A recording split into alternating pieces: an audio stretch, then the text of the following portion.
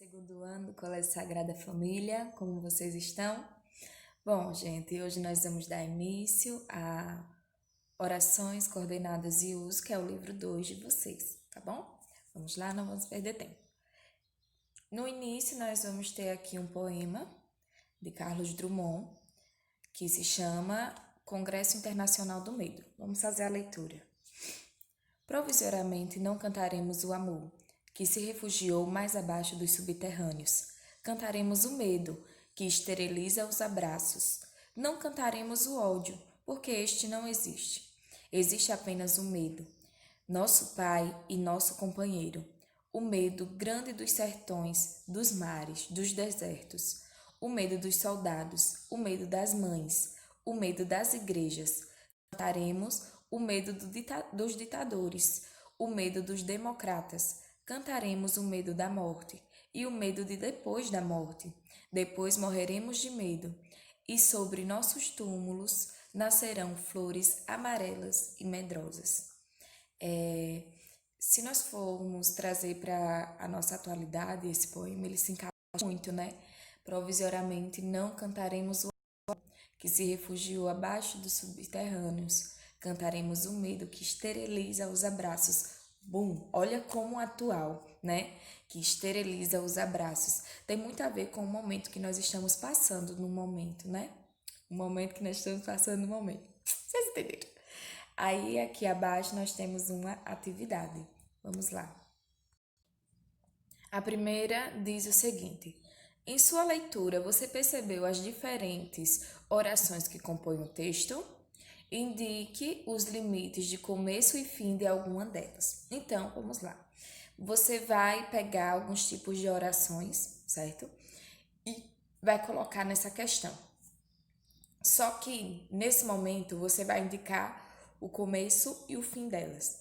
Lembrando que oração não são frases necessariamente falando, né? Orações são algo diferente de frases. Frases é o conjunto de palavras que possui sentido, começa com letra maiúscula e termina com ponto. Oração tem verbo, frase pode acontecer de não ter verbo. Por exemplo, bom dia. Bom dia é uma frase, mas não possui verbo. Segunda questão: que critérios você usou para determinar o início e o fim de cada oração? Perceba, quando é frase, nós dizemos, né? Ela começa com letra maiúscula e termina com um ponto. Então, a oração já é diferente. Pesquisem aí. Terceiro, no poema, as diferentes orações se combinam da mesma forma? Então, vocês vão colocar aí se elas se combinam, sim ou não. Quarta questão. As diferentes orações se combinam em um texto para compor uma unidade de sentido. Você percebeu algum recurso linguístico usado para estabelecer as relações de sentido entre as orações? Qual? Então, gente, vocês vão analisar quais foram os recursos linguísticos utilizados. Recurso linguístico pode ser conjunção, pontuação, certo? Então, olhem aí o que mais tem de semelhante entre essas orações. Aí fica assim, essa atividade nós vamos analisar a resposta na próxima videoconferência. Agora, continuando, vamos iniciar o assunto de orações coordenadas sindéticas e assindéticas. Vamos lá. O estudo do período composto por coordenação é muito importante na construção do texto. Devemos analisar as orações coordenadas a fim de conhecermos mais mecanismos que nos possibilitem redigir melhor. Então, o que é que ele diz? Que é muito importante nós conhecermos as orações coordenadas para que nós possamos redigir, escrever, nos comunicar melhor. Coordenar termos é um recurso frequente na produção de texto, diferentemente da subordinação, em que um termo se torna dependente do outro. Na coordenação, do ponto de vista sintático, os elementos não se relacionam por meio de regência. Eles se justapõem, sem que um dependa do outro. Veja os exemplos. As orações coordenadas, elas são independentes. Ela não depende da outra para fazer sentido, né? Ela não depende de nenhum elemento, ela não é subordinada a nenhum elemento, né? Como eu já disse, a subordinada, ela é dependente. Então, ela precisa da outra para fazer sentido. Vejamos os exemplos aqui. Aqui é um período simples. Um amigo de Pedro veio à Lua. Se nós formos analisar, um amigo de Pedro é o nosso sujeito. Amigo é o núcleo do sujeito, ok? Então, ele que tem a ação de vir à Lua. Então, um amigo veio. O substantivo Pedro não realiza a ação verbal. Ele simplesmente caracteriza o substantivo amigo, restringindo-o, pois está presente no sintagma preposicionado. Então, vamos lá. Quando eu falo de Pedro, nós temos aí um sintagma preposicionado, pois o de, preposição, o Pedro, ele vem para restringir quem é esse amigo. Não é qualquer amigo, é o amigo de Pedro. Sabemos que o sintagma preposicionado é um termo dependente, subordinado, regido. Ele necessariamente tem que se aplicar a outro termo da oração, no caso, substantivo amigo. Então, perceba que o sintagma preposicionado, ele vem como um subordinado do núcleo do sintagma, né? Que no caso é o substantivo amigo. Então, amigo de Pedro, ele é subordinado, tanto faz ele ali, sabe? Assim. Agora observe a diferença que ocorre na coordenação. Pedro e um amigo vieram à aula. Perceba, Pedro é essencial para a oração. Um amigo também é essencial para a oração. Então, os dois são núcleos do sujeito. Olha só, tanto Pedro quanto amigo são núcleos do mesmo termo da oração, o sujeito. Amigo não é subordinado a Pedro, nem Pedro subordinado a amigo.